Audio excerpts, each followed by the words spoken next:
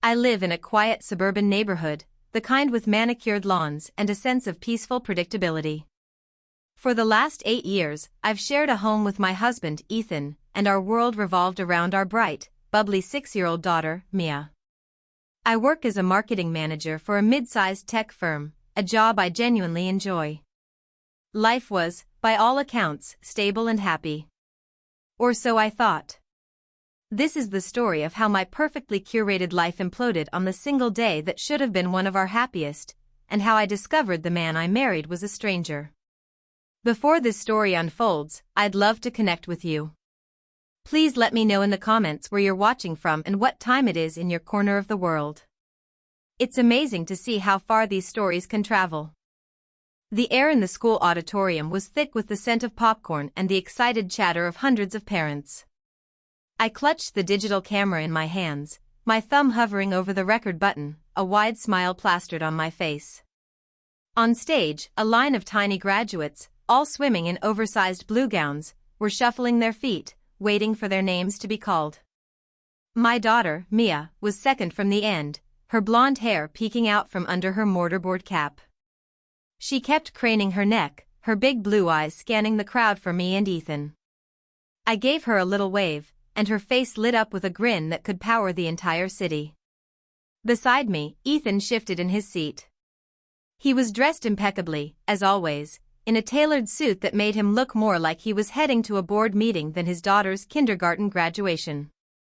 He hadn't said much all morning, which I'd chalked up to a big project at work he'd been complaining about for weeks. "There she is," I whispered, nudging him gently. "Doesn't she look adorable?" Ethan grunted in response, his eyes fixed on his phone. He was typing furiously, his brow furrowed in concentration. A pang of annoyance hit me. For weeks, this was all Mia could talk about. She'd practiced her walk across the stage, her handshake with the principal, and the little bow she was supposed to do. For Ethan to be so disengaged felt like a slap in the face. "Ethan, can you please put your phone away?" "This is important," I said, my voice a little sharper than I intended. He sighed dramatically, locking the screen and shoving the phone into his pocket. "Sorry, Amelia. It's just, work is piling up. You know how it is." He forced a smile, but it didn't reach his eyes. They seemed distant, cold even. I tried to shake off the uneasy feeling settling in my stomach. Today was about Mia. When Mia's name was finally called, I was on my feet, camera rolling, cheering louder than anyone. She practically skipped across the stage, shook the principal's hand with comical seriousness, and gave the audience a bow so deep her cap almost fell off. My heart swelled with pride. Ethan managed a polite clap, his applause looking more like a perfunctory gesture than genuine enthusiasm. After the ceremony, we were swept up in a sea of proud parents and sugar-fueled children. We found Mia, who immediately threw her arms around my legs. "Did you see me, Mommy? Did you see me?" she squealed, her face beaming. "I saw everything, sweetheart." "You were the star of the show," I said, kissing the top of her head. I looked at Ethan, expecting him to join in, to scoop Mia into his arms and tell her how proud he was. Instead, he stood a few feet away, his hands in his pockets, a strange, detached expression on his face. "Daddy, did you see me?" Mia asked, her voice a little smaller now, sensing his detachment. "Of course, I did, sweetie," he said, his tone flat. "Good job." He then looked at me, his gaze pointed. "Amelia, we need to talk. When we get home." The chill in his voice was unmistakable. The happy bubble of the morning popped, replaced by a knot of dread. The rest of the afternoon passed in a blur. We took Mia for ice cream, as promised, but the conversation was stilted and unnatural. Ethan answered Mia's questions with one-word answers and deflected my attempts at small talk. He was a million miles away, and I had a sinking feeling that he wasn't planning on coming back. When we finally got home, Mia, exhausted from her big day, passed out on the couch. I carried her upstairs to her room, tucked her in, and stood for a moment just watching her sleep, her little chest rising and falling rhythmically. I wanted to freeze this moment, to stay in the peaceful quiet of her room forever. But I knew I couldn't. Ethan was waiting downstairs. And with him, a conversation I was beginning to fear would change everything. Taking a deep breath, I closed Mia's door behind me and walked down the stairs to face whatever was coming. Ethan was in the living room, standing by the large bay window that overlooked our perfectly manicured front lawn. He had his back to me, his shoulders rigid. The celebratory congratulations banner Mia and I had made was still taped to the wall, looking mockingly cheerful in the tense silence. "What's going on, Ethan?" I asked, my voice barely a whisper. I wrapped my arms around myself, a subconscious effort to hold myself together. He turned around slowly.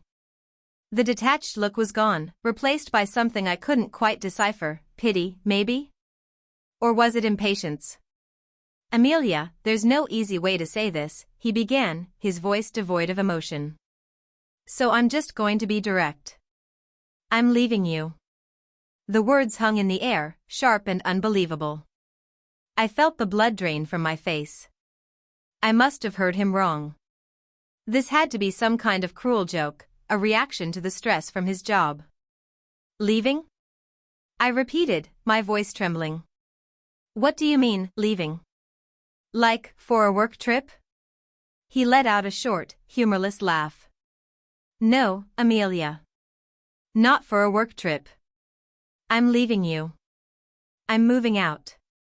I've already put a deposit down on a new apartment." My legs felt weak, and I sank onto the edge of the armchair. My mind was racing, trying to make sense of it all. We hadn't been fighting. We had our ups and downs like any couple, but nothing that would lead to this. We were stable. We were a family.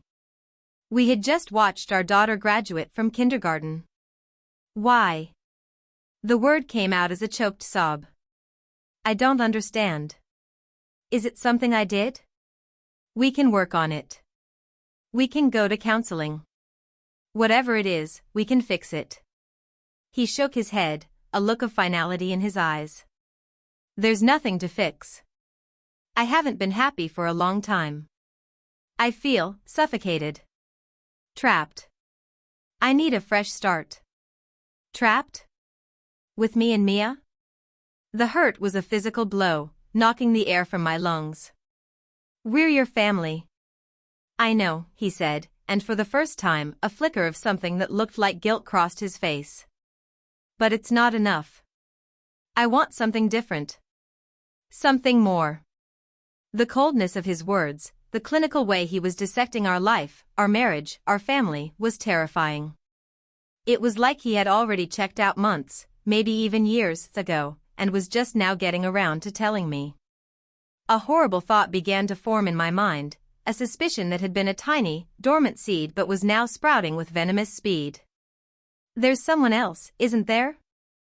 I asked, my voice low and dangerous. Ethan had the decency to look away, his gaze falling to the floor. He didn't say anything, but his silence was a confession.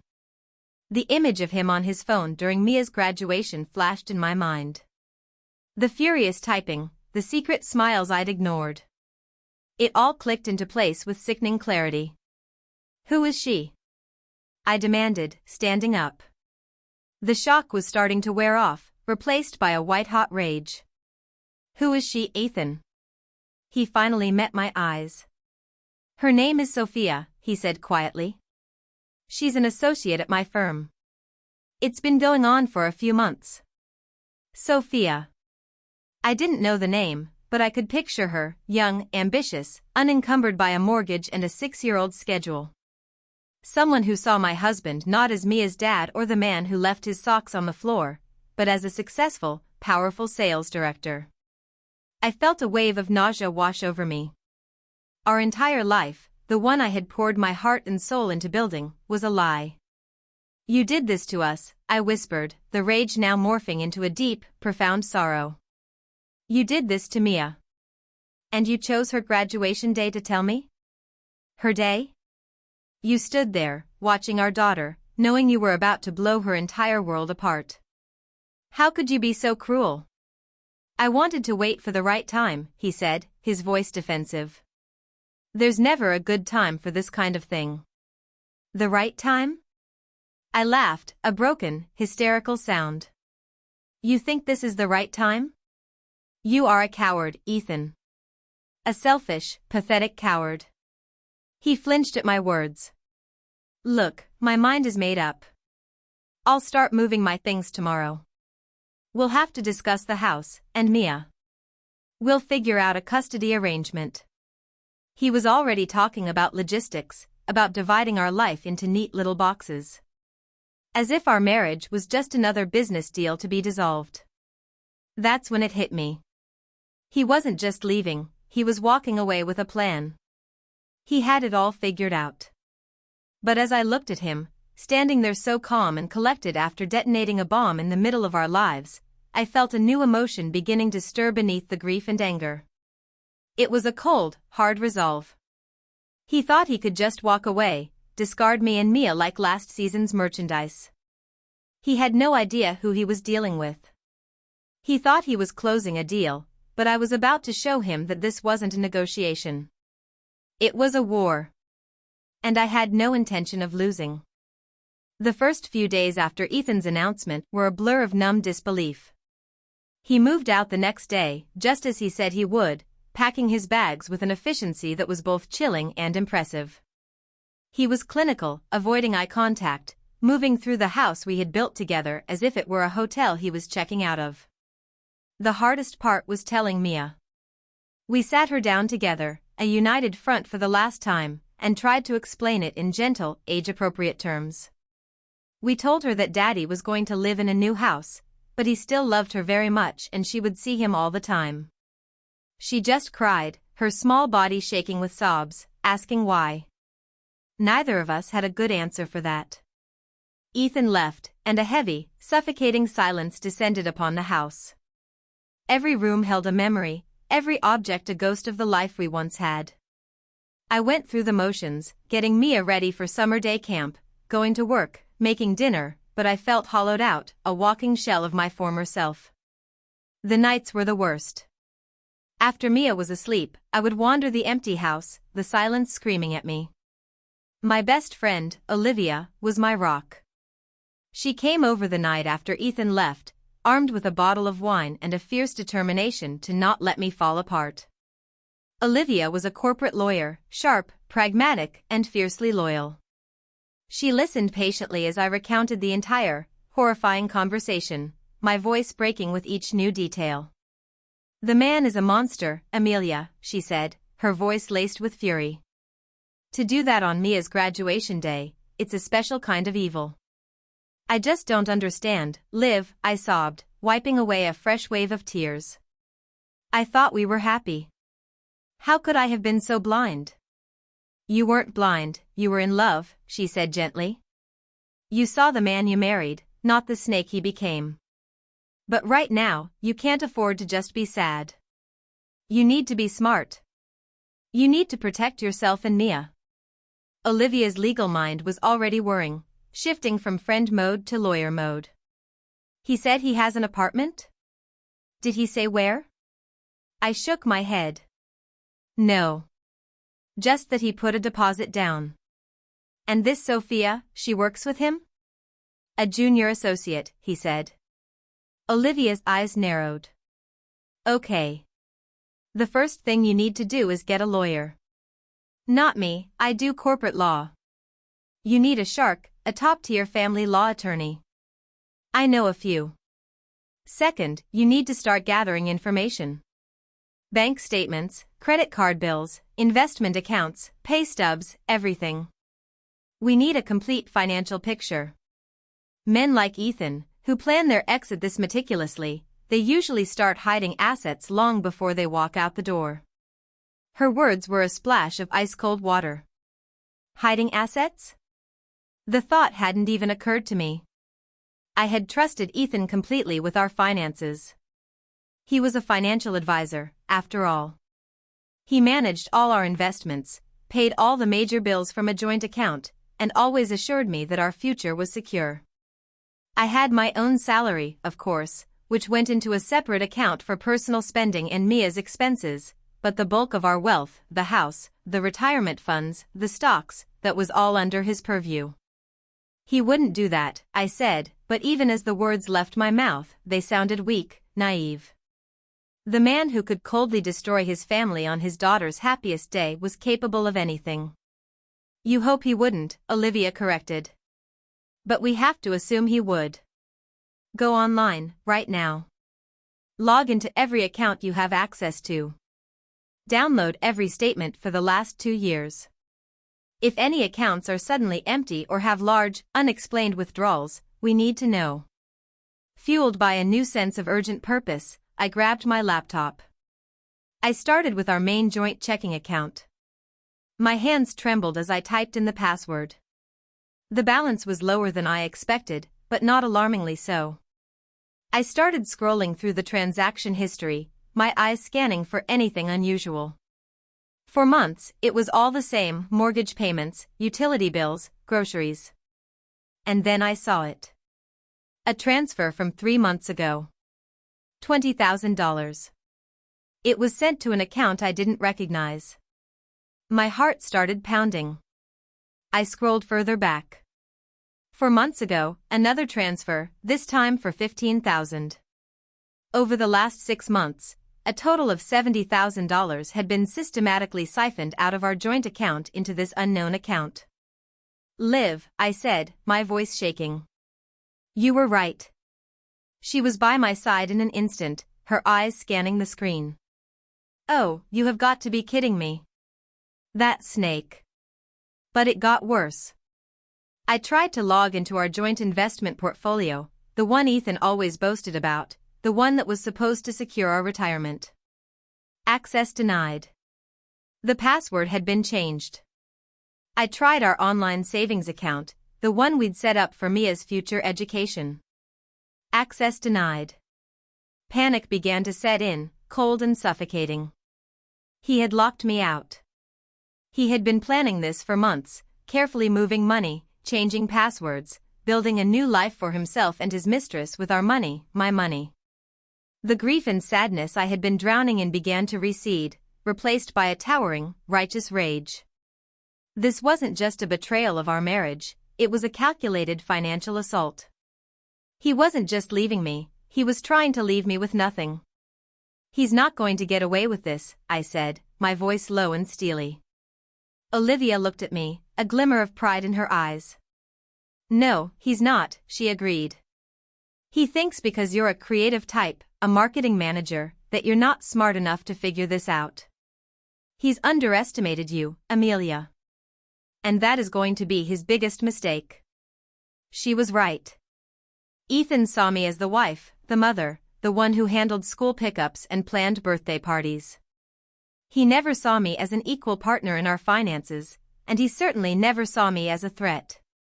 He thought he could outsmart me. But I was a marketing manager.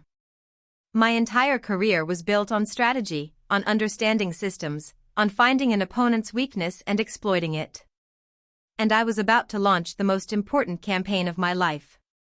The next morning, I called Sarah, the family law attorney Olivia had recommended. Sarah was everything Olivia had promised, sharp, no nonsense, and with a reputation for being a piranha in the courtroom. I explained the situation, the sudden departure, the mistress, and the locked accounts. It's a classic case of financial dissipation, Sarah said, her voice crisp over the phone. He's trying to hide marital assets before the divorce proceedings officially begin. It's illegal, but common. The good news is, he's a financial advisor.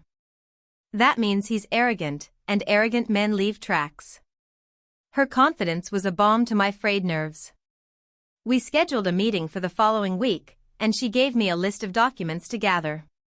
Her first instruction was to open a new bank account in my name only and have my paycheck redirected there immediately. I did it on my lunch break that same day. It was a small act, but it felt like I was taking back a piece of my independence. My days took on a new, secret rhythm. I was a mother and an employee by day, but by night, after Mia was asleep, I became a forensic accountant. Since Ethan had locked me out of the main accounts, I had to get creative.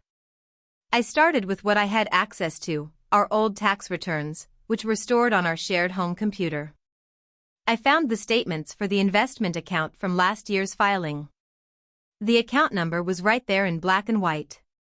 I also went through every credit card statement from the past year. Ethan had a corporate card, but he also used our joint card for personal expenses. I was looking for a pattern, for anything out of the ordinary. And I found it. Over the past 6 months, there were dozens of charges I couldn't account for. Expensive dinners at fancy restaurants I'd never been to. Charges from a high-end boutique where I'd never shopped. And then, the biggest clue of all, a recurring monthly charge for a storage unit rental in a town 30 miles away. We didn't have a storage unit. My mind started racing. Why would Ethan need a storage unit? Unless he was storing things he didn't want me to see. Things for his new life. The next piece of the puzzle came from an unlikely source, social media. It was a long shot, but I typed Sophia's name into every platform I could think of. Her profiles were mostly private, but on one platform, her friends list was public. I spent an evening scrolling through her connections, looking for familiar faces. And then I saw him. Ethan. He was using a fake name, Rick E., but the profile picture was him, a selfie taken in a car, wearing sunglasses. It was a pathetic attempt at subterfuge. His profile was also private, but his friends weren't as careful. I started clicking through their profiles, looking for pictures of Rick E. It took hours, but I hit the jackpot. A friend of Sophia's had posted an album from a recent weekend trip to a winery. And there they were. Ethan, or Rick, and Sophia, arms wrapped around each other, smiling for the camera. In another photo, they were kissing, a picturesque vineyard in the background. The date stamp on the photo was from a weekend Ethan had told me he was at a mandatory work conference. Seeing them together, so happy and carefree, was like a knife to the gut. But I pushed the pain down. Emotion was a luxury I couldn't afford right now. I was on a mission. I saved copies of all the photos, documenting the date and time of each one. This was proof of the affair, concrete evidence of his lies. But the biggest breakthrough came from the mail. A few days later, a letter arrived addressed to Ethan from a company called EGF Holdings, LLC. I had never heard of it. My first instinct was to throw it away, to respect his privacy. But he had forfeited any right to privacy the moment he started cheating on me and stealing our money. My hands trembled slightly as I steamed the envelope open over the kettle. Inside was a statement for a brokerage account. An account I had never known existed. It was held solely in the name of EGF Holdings. I looked at the listed address for the LLC, and a cold dread washed over me. It was the same address as the storage unit he had been renting. He hadn't rented a storage unit at all. He had rented a mailbox, a P.O. box, to create a shell company. The statement showed that this LLC had been formed 8 months ago. And its sole source of funding was direct transfers from our joint investment account, the one he had locked me out of. He hadn't just moved a few $1,000s. He had systematically liquidated and transferred hundreds of thousands of dollars of our shared assets into this ghost company. The money I thought was securing our family's future was now in a corporate entity he controlled entirely. I sat there at the kitchen table, the letter in my hand, the pieces of his betrayal laid out before me. The secret bank account, the shell corporation, the affair, it was a web of deceit so intricate and calculated it made my head spin. He had been planning this for almost a year. He had looked me in the eye, kissed me goodnight, and played happy families with our daughter, all while plotting to strip me of everything we had built together. I carefully placed the letter back in the envelope and resealed it. I made a copy of it, along with all the credit card statements and the photos from social media. I put everything into a neat folder. Ethan thought he was so clever, with his hidden accounts and his fake names. But he was messy. He had left a trail of digital and paper breadcrumbs, and I had just followed it all the way to his front door. Now I had the ammunition. All I needed was a plan. When I walked into Sarah's office the following week, I felt like a different person. The grief-stricken, bewildered woman who had first called her was gone. In her place was a woman armed with a binder full of evidence and a cold, clear sense of purpose. I laid it all out on her polished mahogany desk, the bank statements showing the transfers, the credit card bills with charges for Sophia, the printouts of the social media photos, and the piece de resistance, the statement from EGF Holdings, LLC. Sarah's eyes widened as she looked through the documents. She picked up the LLC statement, a low whistle escaping her lips. "Amelia, this is incredible work," she said, a new level of respect in her voice. "This is the smoking gun." He created a fraudulent corporate veil to hide marital assets. A financial advisor doing this, the professional consequences alone could be devastating for him. She leaned back in her chair, tapping a pen against her chin. "Okay. This changes things. We're no longer on the defensive. We are now in a position of extreme leverage. So what do we do?" I asked, my heart hammering in my chest. "We don't just file for divorce," Sarah said, a predatory glint in her eye. "We launch a full-scale assault. He wants a war, we'll give him one he can't possibly win. We'll file for divorce on the grounds of adultery, citing Sophia by name. We'll file a motion for an emergency financial restraining order, freezing all his assets, including the LLC. And we will subpoena his employer." My breath hitched. His employer? Why? Ethan works for a large, reputable financial firm, right? They have compliance departments. They have codes of conduct. A senior advisor creating a shell company to defraud his wife is not something they would look kindly upon. It speaks to his character, his ethics. At best, he gets suspended. At worst, he gets fired and possibly loses his license. The thought of Ethan losing his job, the source of his pride and arrogance, sent a thrill of vindictive pleasure through me. It was a cruel thought, but he had earned it. "He'll be served at his office," Sarah continued, outlining the plan. "In front of his colleagues. Including, I imagine, Sophia. We want to maximize the pressure. He'll be blindsided, and he'll be cornered." For the next 2 weeks, Sarah and I worked tirelessly. Her office drafted the petitions, the motions, and the subpoenas. My job was to continue living as if nothing was wrong. I had to maintain the facade of the sad, abandoned wife. I answered Ethan's sporadic texts about Mia with polite, brief responses. He suggested a formal mediation to sort out the finances amicably. "Let's just be reasonable about this, Amelia," he wrote. "We can settle this quickly and quietly without wasting money on lawyers." I showed the text to Sarah. "He's trying to get you to agree to a settlement before you find out what he's done," she said with a smirk. "Let him think it's working." I agreed to the mediation, setting a date for a month out. This bought us time and lulled him into a false sense of security. He thought he was in control, that he was magnanimously offering me a settlement from the scraps he had left me.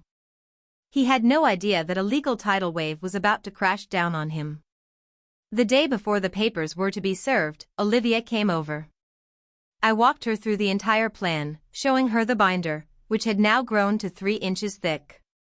"Amelia," she said, her eyes wide with awe. "This is a masterpiece. It's an architect's blueprint for revenge. Every detail is perfect." Her words struck a chord. I had spent my career in marketing, creating strategies to build brands. Now, I had used those same skills to deconstruct a life built on lies. I had identified the target, gathered the data, found the weaknesses, and crafted a message. The message was simple: you don't get to destroy my family and walk away unscathed. The night before the serve, I barely slept. I kept thinking about the fallout, about how this would affect Mia. But I knew that securing our future, her future, was the most important thing. I was fighting for the life Ethan had tried to steal from us. The next morning, I got Mia ready for camp, my hands steady, my resolve firm. As I dropped her off, I kissed her forehead and held her a little tighter than usual. "I love you, sweetie," I said. "I love you too, Mommy," she replied, oblivious to the storm that was about to break. At 10 a.m., my phone buzzed. It was a text from Sarah. "It's done. He's been served." I pictured the scene, a process server walking into Ethan's pristine, glass-walled office, asking for him by name. The confused looks from his colleagues. The presence of Sophia, watching as he is handed a thick stack of legal documents. His face, a mask of confident arrogance, slowly crumbling as he reads the first page and realizes he's not in control anymore. He realizes that the quiet, agreeable wife he left behind had just checkmated him in front of his entire professional world. A slow smile spread across my face. This was not the end. This was the beginning of his end. The plan was in motion. Now, all I had to do was wait for the confrontation. The call came less than an hour after he was served. My phone rang, flashing Ethan's name. I let it go to voicemail. A minute later, it rang again. And again. On the fifth try, I answered, putting the phone on speaker. Sarah had advised me to record all calls, and I had an app running. "Amelia. What is the meaning of this?" he roared, his voice frantic and furious. The calm, collected man who had dismantled our marriage was gone, replaced by a panicked animal. "I'm not sure what you mean, Ethan," I said, my voice deliberately calm and cool. "Don't play dumb with me. These papers. The subpoenas. You sent them to my office? Are you insane? You've ruined me." "You ruined us, Ethan," I replied, my voice as cold as ice. "I'm just picking up the pieces. You involved my work." My boss called me into his office. "The compliance department is launching a full investigation. They've put me on administrative leave. And Sophia, they suspended her too. This is all your fault." Oh, the delicious irony. He was blaming me for the consequences of his own actions. My fault? I laughed, and the sound was genuine. "You're the one who created a shell company to steal our retirement money. You're the one who had an affair with a junior colleague. Did you think there wouldn't be consequences?" There was a stunned silence on the other end of the line. How did you know about the LLC?" he stammered. "You're not as smart as you think you are, Ethan. You left a trail. A very, very messy trail. And I followed it." "This is all a misunderstanding," he said, his voice shifting from anger to desperate pleading. "The LLC was just a investment strategy. To protect our assets." "Protect them from who?" "Me? Don't lie to me, Ethan." "Not anymore. I have the statements. I have the dates of the transfers. I have everything." He was breathing heavily into the phone. I could hear the sheer panic in his voice. Okay, look. We don't have to do this. We can call off the lawyers. We can go to that mediation, just like we planned. I'll be generous, Amelia. I promise. You'll get the house, a good settlement." "Generous?" I cut him off. "You want to offer me a settlement with my own money? The money you stole from me and our daughter? The time for mediation is over. The time for a quiet, amicable settlement is over. You wanted to blow up our lives, so let's see how you enjoy the explosion." "You don't understand what you've done," he screamed, his voice cracking. "My career is over. My reputation is destroyed." That's when he started screaming, a raw, guttural sound of pure rage and desperation. He was screaming about how I was vindictive, how I was trying to destroy him, how I had no right. It was the frantic, impotent rage of a man who had been utterly and completely outmaneuvered. The man who had held all the power was now powerless, and he couldn't handle it. I listened to his tirade, a strange sense of calm washing over me.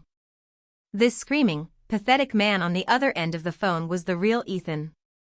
Not the charming, successful husband I thought I knew, but a thief and a coward, now stripped of his carefully constructed facade. When he finally paused to take a breath, I spoke, my voice low and steady.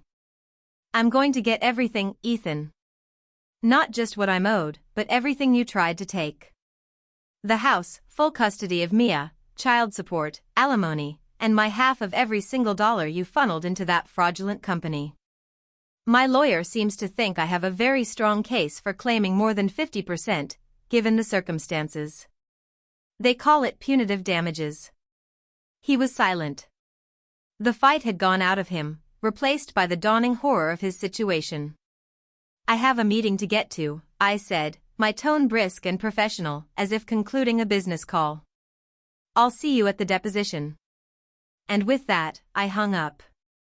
I leaned back in my office chair, the silence of the room ringing in my ears. I had done it.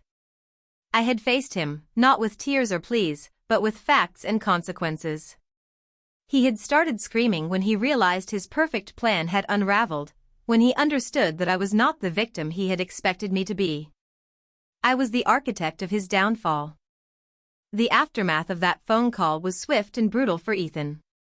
Just as Sarah had predicted, his firm's internal investigation was merciless. Faced with incontrovertible evidence of ethical violations and potential criminal fraud, they terminated his employment. Sophia was also let go. The professional world he had built, the one that gave him his sense of superiority and power, had cast him out. The divorce proceedings were not a battle, they were a rout. Faced with the mountain of evidence I had gathered, Ethan's lawyer advised him to settle, and settle quickly, to avoid criminal charges for fraud. He had no choice but to agree to all of my terms. I got the house, free and clear.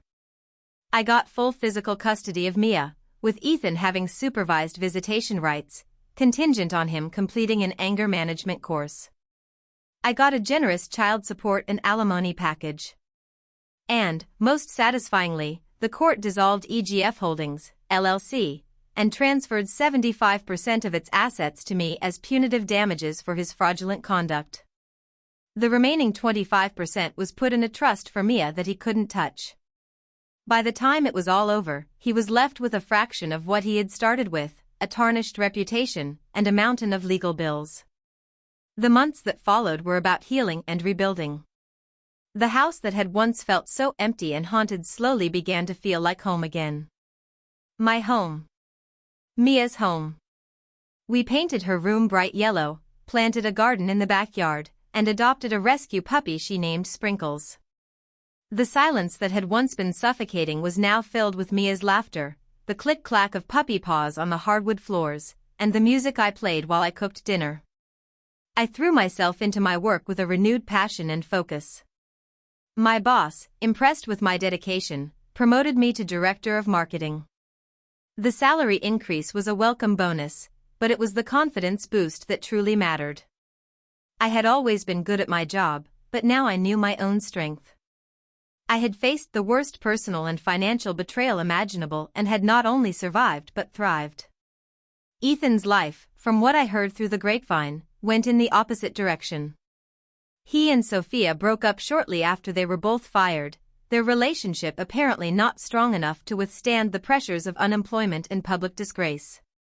He struggled to find another job in finance with a black mark on his record and ended up taking a junior sales position at a small, no-name company. He moved into a tiny apartment across town. I made sure he paid his child support on time every month, a legal and financial tether that reminded him of the responsibilities he had tried to abandon. One afternoon, about a year after the divorce was finalized, I was at the park with Mia. She was on the swings, flying higher and higher, her laughter echoing in the clear autumn air. I was watching her, a genuine, unburdened smile on my face, when I saw him. Ethan was there with another woman and a young boy. He looked older, tired. He caught my eye from across the playground, and for a moment, our gazes locked. There was no anger in his eyes anymore, just a weary resignation. He gave me a small, hesitant nod, a silent acknowledgement of his defeat. I simply turned my attention back to Mia. He was a chapter of my life that was over, a story that had been told. My life was no longer defined by his betrayal, but by my own resilience. I had taken the rubble of the life he had destroyed and used it as the foundation for something new, something stronger, something that was entirely my own. The future was an unwritten page, and for the first time in a long time, I was excited to be the one holding the pen. I pushed Mia on the swing, her joyful shouts filling the air, and I knew, with a certainty that settled deep in my bones, that we were going to be just fine.